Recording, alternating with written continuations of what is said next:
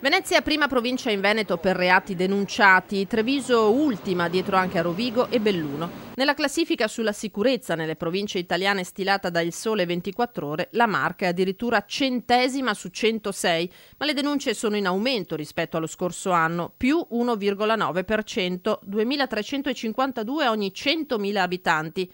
Venezia 14ª in Italia in una classifica che conferma Milano primo centro per reati segnalati alle forze dell'ordine, seguita da Rimini e da una Firenze in cui furti e rapine sono in consistente aumento. In un paese che ha visto dimezzare dal 2008 al 2018 gli omicidi e aumentare di 15-17% frodi telematiche ed estorsioni, Venezia si assesta dunque 14ª, anche se per furti con destrezza è addirittura quinta. 35ª nella classifica nazionale Padova, con denunce in lieve calo, anche se la città del Santo deve riflettere sul 9° posto nazionale per denunce in tema di stupefacenti.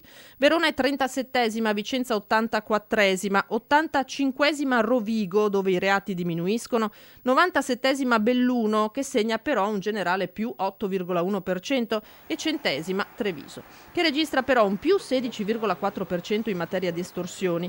Nel panorama nazionale le denunce sono generalmente in calo, solo una ventina le province in cui invece tendono ad aumentare, e di queste, come detto, 4 sono proprio venete: Verona, Vicenza, Belluno e la Marca. Numeri che non chiariscono se l'aumento delle denunce corrisponda a quello dei reati effettivamente compiuti o se non sia la fiducia nelle forze dell'ordine e nelle istituzioni a crescere e a spingere i cittadini a segnalare più episodi del passato.